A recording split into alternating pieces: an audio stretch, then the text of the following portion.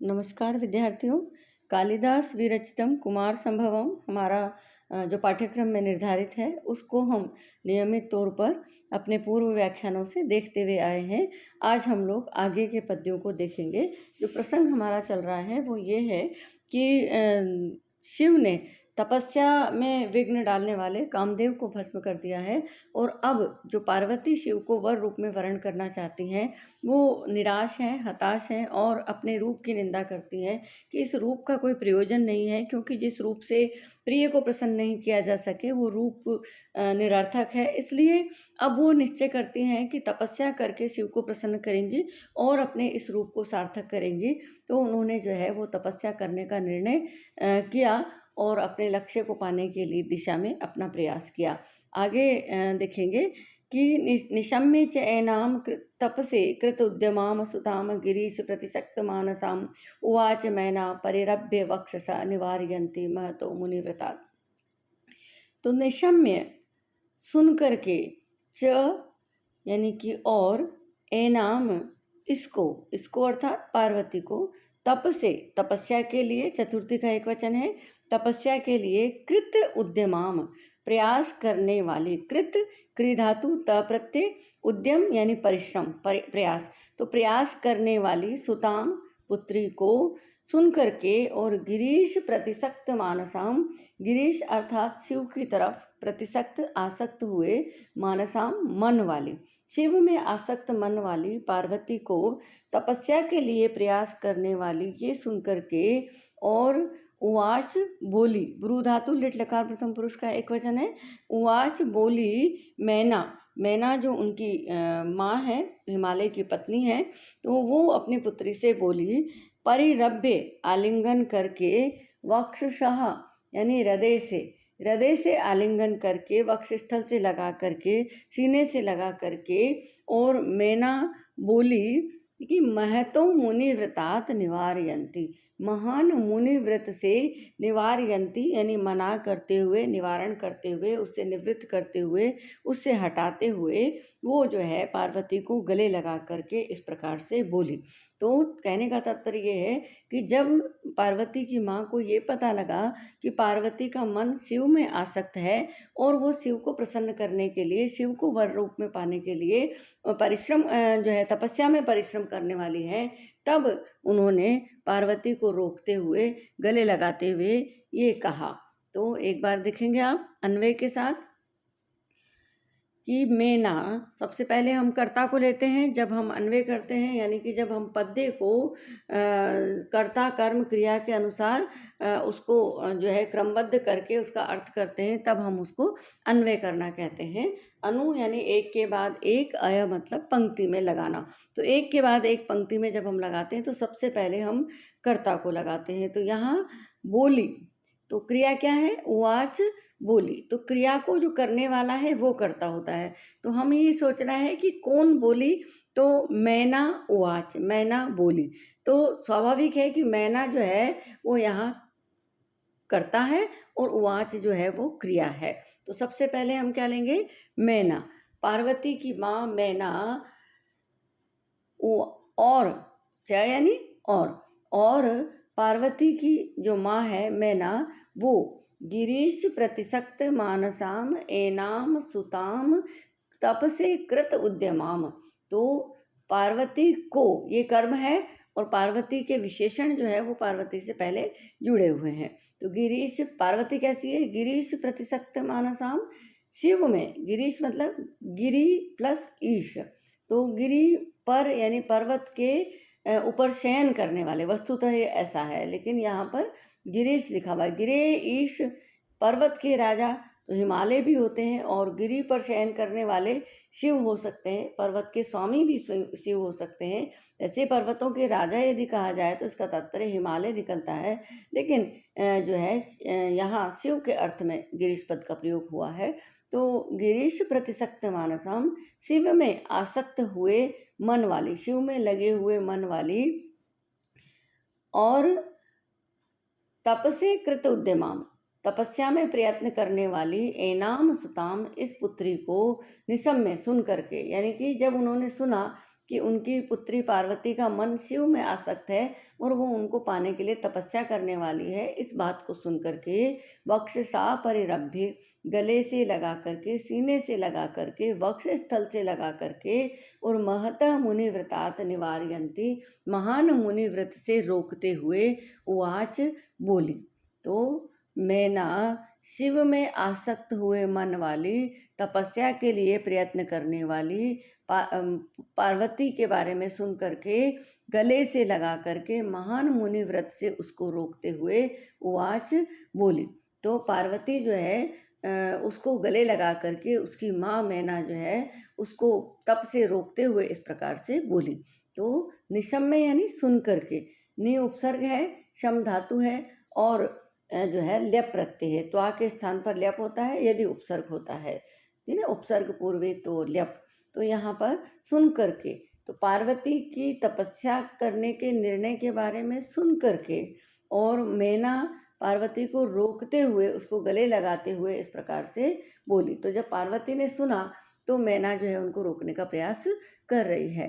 तो देखें कि मैना गिरीश प्रतिसक्त मानसाम, शिव में आसक्त हुए मन वाली, एनाम सुताम, इस पुत्री को, तप से कृत उद्यमाम, तपस्या में प्रयत्न करने वाली, निशम में सुन करके, वक्षसा परिरभ्य, गले से लगा करके, महतः मुनिव्रतात निवारयंती, महान मुनिव्रत से रोकते हुए उवाच इस प्रकार से बोली। तो मैना जो है वो यहाँ करता है प्रथमा के एकवचन की, और पार्वती जो है वो उसमें द्वितीय है क्योंकि वो कर्म है। पार्वती को रोकते हुए जो है वो बोली, या पार्वती तपस्या करने वाली है ऐसा सुन करके वो बोली। तो गिरीश प्रतिसक्त मानसम द्वितीय का एक वचन, और ऐनाम में द्वितीय का एक वचन, और यहाँ जो है जिसे कहें कि द्विवचन में जो है यहाँ एन आदेश हुआ है।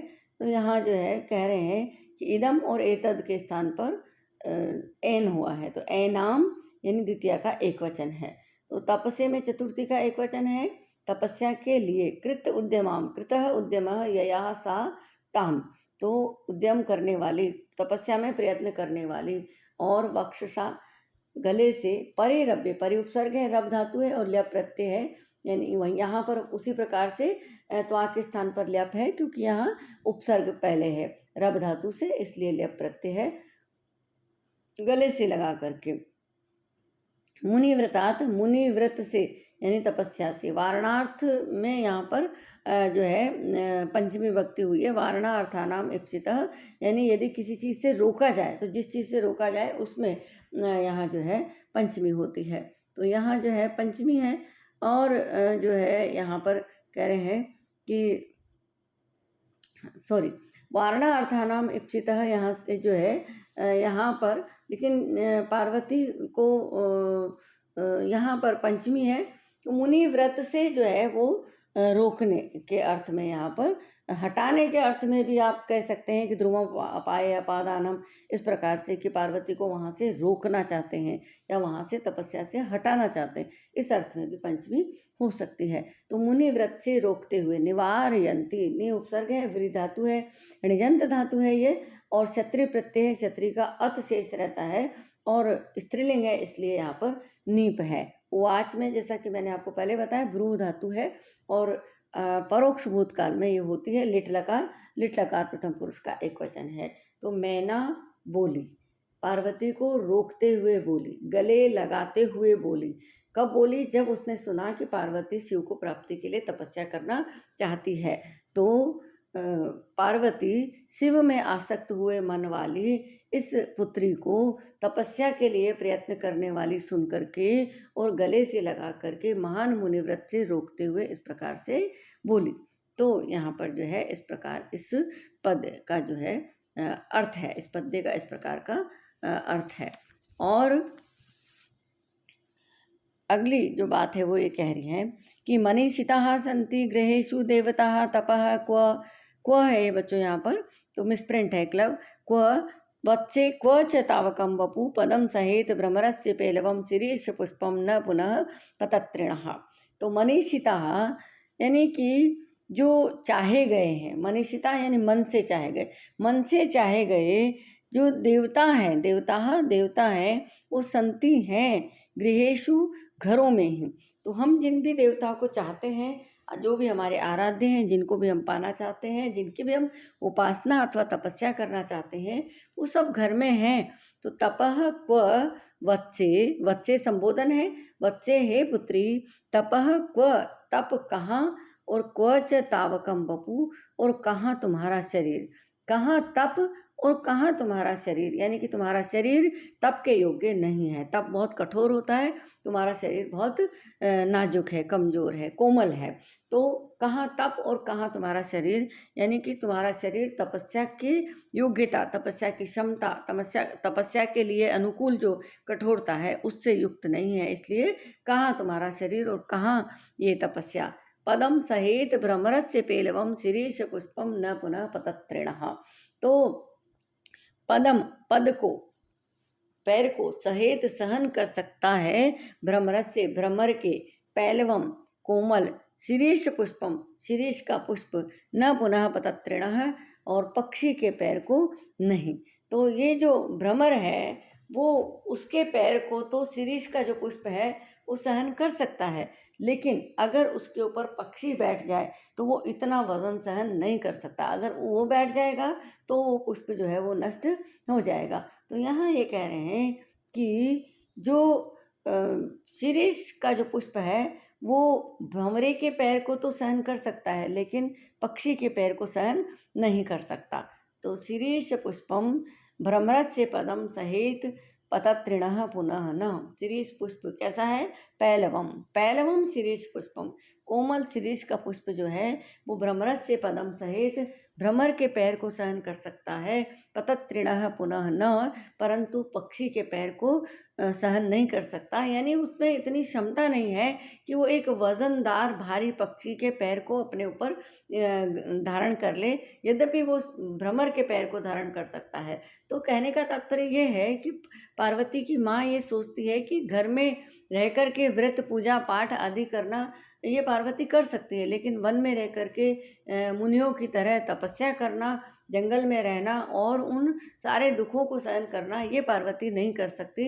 इसलिए दृष्टांत देते हुए वो इसको उदाहरण देते हुए समझा रही है। दृष्टांतस्तु सधर्मस्य वस्तुनः प्रतिबिंबनम, यानी समान धर्म वाली वस्तु को बिंब प्रतिबिंब भाव से जब समझाया जाता है तब वहाँ दृष्टांत अलंकार होता है। तो जो है कह रहे हैं, मैना कह रही है, रोकते हुए कह रही है, गले लगा के कह रही है कि हे पुत्री, तुम कहाँ तुम्हारा शरीर और कहाँ तप, जो भी देवता तुम्हारे लिए इप्सित हैं वो सब घर में हैं। तो क्योंकि जो कोमल शिरीष पुष्प है वो भंवरे के पैर को तो सहन कर सकता है, लेकिन पक्षी के पैर को सहन नहीं कर सकता। यानी तुम घर में पूजा पाठ कर सकती हो, लेकिन तुम वन में रह कर के तपस्या नहीं कर सकती। इसलिए तुम घर में रह कर के तपस्या करो। सारे देवता, सारे भगवान, सारी दिव्य शक्तियाँ घर में भी हैं, तो तुम्हें वन में जाने की आवश्यकता नहीं है, क्योंकि वन में जाने से वो रोकना चाहती है। तो कह रहे हैं वत्से, हे पुत्री, मनीषिता देवता, चाहे गए, मन से चाहे गए जो देवता हैं वो गृहेषु सन्ति, घर में है, तपः क्व, तप कहाँ, तावकम वपुश्च क्व, और तुम्हारा शरीर कहाँ। तो पेलवम शिरीष पुष्पम, कोमल शिरीष का पुष्प भ्रमरस्य पदम सहित भंवरे के पैर को सहन कर सकता है, पतत्रिणः पुनः न, लेकिन पक्षी के पैर को सहन नहीं कर सकता। तो इस प्रकार से वो पार्वती को समझा रही हैं और वो कह रही हैं कि तुम घर में रह कर के और जो उपासना का है, जो आराधना है वो तुम करो, लेकिन तुम वन में जाने के योग्य तुम्हारा शरीर जो है वो कठोर नहीं है। तो जो है वत्से, मनीषिता देवता गृहेषु सन्ति, तपः क्व का तावकम वपुश्च क्व पेलवम शिरीष पुष्पम भ्रमरस्य पदम सहेत पतत्रिणः पुनः न। हे पुत्री, चाहे गए सभी देवता घर में हैं, कहाँ तप और कहाँ तुम्हारा कोमल शरीर। तो कोमल शिरीष का पुष्प भंवरे के पैर को तो सहन कर सकता है, लेकिन पक्षी के पैर को सहन नहीं कर सकता। तो कालिदास यहाँ जो है दृष्टांत अलंकार के द्वारा जो है दृष्टांत देते हुए बिंब प्रतिबिंब भाव से जो है उपमान के साथ यहाँ पर पार्वती की और शिरीष पुष्प की जो है वो तुलना करते हैं। और घर में जो पूजा पाठ किया जाता है उसको भ्रमर के पैर से तुलना करते हुए, तो उसकी तुलना में जो तप है वो पक्षी के पैर के बराबर जो है वो भारी है। भ्रमर में और पक्षी में जो अंतर है वो घर की जो तपस्या है, घर में जो पूजा पाठ है उसकी, और तपस्या जो जंगल में की जाती है उसकी जो है वो तुलना कर रहे हैं। तो यहाँ जो है वो पार्वती की माँ का उद्देश्य ये है कि वो अपनी पुत्री को जानती है कि उसका शरीर कोमल है, वो राजसी वैभव में पली बड़ी है, तो वो तपस्या के योग्य उनका शरीर नहीं है, इसलिए वो उनको रोक रही हैं और वो कह रही हैं। तो व्याकरण में देखेंगे आप कि देवता शब्द जो है वो बहुवचन है, देवता। और इसके अलावा तावकम में यानी कि तुम्हारा, तव इदम तावकम, और फिर उसके बाद में जो है पेलवम, पेलव का तात्पर्य है कोमल, और सहेत जो है वो सहन कर सकता है परंतु पक्षी के पैर को नहीं। तो इस प्रकार से यहाँ पर पतत्रिणः, तो पक्षी षष्ठी का एक वचन है यहाँ पर, और पहलवम कोमल नपुंसकलिंग प्रथमा का एक वचन है, और पदम में भी प्रथमा का एक वचन है नपुंसकलिंग।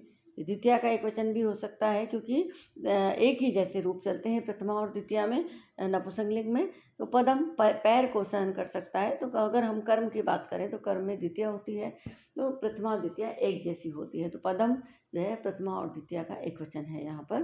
तो इस प्रकार से वो समझा रही है।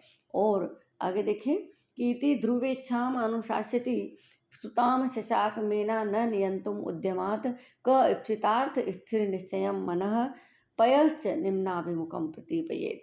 तो इति इस प्रकार से ध्रुव इच्छा वाली, दृढ़ इच्छा वाली, द्वितीय का एक वचन है, ध्रुव इच्छाम, दृढ़ इच्छा वाली को अनुशासित करते हुए, शिक्षित करते हुए, शिक्षा देते हुए, उपदेश देते हुए, सुताम पुत्री को शशाक, शक धातु और लिट लकार प्रथम पुरुष का एक वचन है, यानी कि समर्थ हुई लेकिन न शशाक, समर्थ नहीं हुई।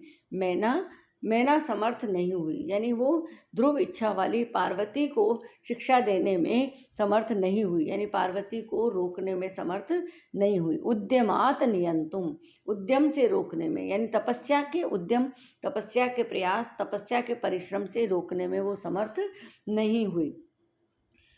तो इति इस प्रकार से अनुशासती, शिक्षा देते हुए, मैना, पार्वती की माँ मैना, ध्रुव इच्छाम सुताम, दृढ़ इच्छा वाली, अटल इच्छा वाली सुताम पुत्री को उद्यमात, तपस्या के परिश्रम से, नियंतुम, रोकने में, न शशाक, समर्थ नहीं हो सकी। इप्सितार्थ स्थिर निश्चयम मनः, इप्सित यानी चाहे गए, अर्थ यानी प्रयोजन के लिए, स्थिर निश्चयम, दृढ़ निश्चय वाले, मन को, निम्नाभिमुखम पयश्च, और नीचे की तरफ बहने वाले जल को, कह प्रतीपयेत, कौन विपरीत दिशा में बहा सकता है, कौन उनको उल्टा कर सकता है, कौन उनको प्रतिकूल कर सकता है, यानी दोनों को ही वापस लौटाना मुश्किल होता है। जिस मन ने दृढ़ निश्चय कर लिया है उसको वापस लाना मुश्किल है, जो जल नीचे की तरफ जा रहा है उसको वापस ऊपर की तरफ लाना मुश्किल है। तो पार्वती ने दृढ़ निश्चय कर लिया है, इसलिए उसको जो है वो माँ मैना रोक नहीं सकी। तो कुमार संभवम का ये जो 5वां सर्ग है, ये इस सर्ग में पार्वती ने दृढ़ निश्चय किया है, शिव को पति रूप में वो पाना चाहती है और इसके लिए तपस्या का उन्होंने निर्णय किया है। मैना जो है वो पार्वती को समझाना चाहती है लेकिन वो उसको रोक नहीं पाई है। तो कहती हैं कि इस प्रकार ध्रुव इच्छा वाली सुताम पुत्री को उद्यमात नियंतुम न शशाक, उद्यम से रोकने में समर्थ नहीं हुई। कौन? मैना। और मैना क्या कर रही है? अनुशासती, शिक्षा दे रही है। शिक्षा देते हुए, इस प्रकार से शिक्षा देते हुए, कैसी शिक्षा देते हुए? पिछले पद्य में जिसकी बात की गई है कि जो देवी देवता हैं वो सब घर में हैं, वहीं पर पूजा की जा सकती है क्योंकि तुम्हारा शरीर जो है तपस्या के अनुकूल कठोरता लिए हुए नहीं है। तो यहाँ जो है इस प्रकार शिक्षा देते हुए, इस प्रकार समझाते हुए, तो इस प्रकार समझाते हुए मैना ध्रुव इच्छा वाली, दृढ़ इच्छा वाली सुताम पुत्री को उद्यमात, परिश्रम से, तपस्या के परिश्रम से नियंतुम नियंत्रण में करने में या रोकने में न शशाक समर्थ नहीं हुई। और ठीक वैसी बात नीचे कह रहे हैं, इप्सितार्थ अर्थ निश्चयम, इप्सित अर्थ के लिए निश्चय कर लेने वाले मन को निम्नाभिमुखम पयश्च, और नीचे की तरफ जाने वाले जल को कह प्रतिपयेत, कौन विपरीत दिशा में प्रवाह कर सकता है। तो जो है अन्वय के साथ इस प्रकार से ये बात होती है कि इति इस प्रकार से अनुशासित करते हुए, शिक्षा देते हुए, मैना पार्वती की माँ मैना ध्रुव इच्छाम दृढ़ इच्छा वाली सुताम पुत्री को उद्यमात परिश्रम से नियंतुम रोकने में, उसी अर्थ में पंचमी आई है जिस अर्थ में पिछले पद्य में आई थी कि उद्यम से रोकने में समर्थ नहीं हो सकी। इप्सितार्थ निश्चयम दृढ़ निश्चय करने वाले मन को, और निम्नाभिमुखम पयश्च और नीचे की तरफ बहने वाले जल को कह प्रतिपयेत कौन उल्टी दिशा में प्रवाहित कर सकता है, क्योंकि कौन उनको वापस ला सकता है। तो यहाँ पर अर्थांतरन्यास अलंकार है। एक जो है सामान्य बात कही गई है और उस बात का जो है जिसे कहें कि समर्थन किया गया है सामान्य बात से, तो एक विशेष बात है और उसका सामान्य से समर्थन है। विशेष बात क्या है कि पार्वती की माँ मैना पार्वती को रोक नहीं सकी, तो पार्वती जो दृढ़ निश्चय वाली है उसको वो रोक नहीं सकी। और सामान्य बात क्या है कि दृढ़ निश्चय वाले मन को और नीचे की तरफ बहने वाले जल को कोई विपरीत दिशा में नहीं ला सकता। तो यहाँ पार्वती की तुलना जो है वो दृढ़ निश्चय वाले मन की और नीचे की तरफ बहने वाले जल से की गई है। और पार्वती उनको लौटा मैना उनको लौटा नहीं पाई, क्योंकि कोई लौटा नहीं सकता उनको।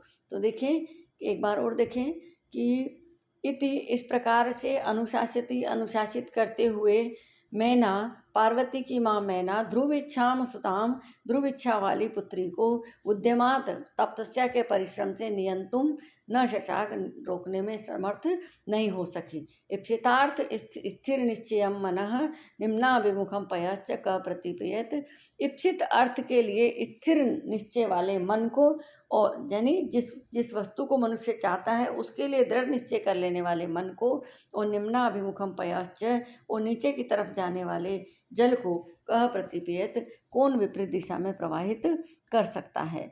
तो इप्सित यानी चाहा गया, अर्थ यानी प्रयोजन, स्थिर यानी दृढ़, निश्चय यानी निश्चय। तो इप्सिते अर्थे स्थिर निश्चय यस्य तत्, तो स्थिर इप्सित अर्थ में दृढ़ है निश्चय जिसका, वो तो बहुब्री समास से मन के लिए कहा गया है। कौन है इप्सित अर्थ में स्थिर निश्चय वाला? मन। और निम्नाभिमुखम निम्ने अभिमुखम इति निम्नाभिमुखम, तो पयः का विशेषण है ये। तो प्रतीपयेत विपरीत दिशा में कौन प्रवाहित कर सकता है, विधिलिंग लकार का प्रथम पुरुष का एक वचन है यहाँ पर। और यहाँ जो है अर्थांतरन्यास अलंकार है, जो सामान्यम व विशेषो व तदन्येन समर्थ्यते सो अर्थांतरन्यास, कि सामान्य का विशेष से, विशेष का सामान्य से जहाँ समर्थन किया जाता है वहाँ पर अर्थांतरन्यास अलंकार होता है। तो यहाँ पर एक विशेष बात कही गई है और सामान्य से उसका समर्थन किया गया है, इसलिए यहाँ पर अर्थांतरन्यास अलंकार है। और छंद की जहाँ तक बात है तो हम यहाँ देख रहे हैं कि सभी पद्यों में वंशस्थ छंद है। प्रथम पद्य में हमने बात की थी जतो तो वंशस्थम उदीरितम जरौ, तो जगण तगण जगण रगण इस प्रकार से यहाँ पर वंशस्थ छंद है। और जो आपका पूरा जो ये 84 श्लोक तक यहाँ वंशस्थ छंद है, तो वंशस्थ छंद है, अर्थांतरन्यास अलंकार है। और जो है पार्वती के माँ के मन की बात यहाँ कही गई है कि वो समझा नहीं सकी क्योंकि पार्वती का निर्णय दृढ़ है, तो उसको सामान्य से समर्थन किया गया है। तो इस तरीके से यहाँ पर ये आपके पद्य हैं। और आज के जो आपकी क्लास है उसमें हम इतना ही देखेंगे। आगे निरंतर हम इन पद्यों को देखते रहेंगे। आप लोग इसको सुने और सुनने के बाद यदि कोई समस्या होती है तो उसको आप मुझसे जो अपना व्हाट्सएप ग्रुप बना हुआ है उसमें भी आप कह सकते हैं, और व्यक्तिगत रूप से भी मुझसे आप फ़ोन करके बात कर सकते हैं। आज के लिए इतना ही, धन्यवाद।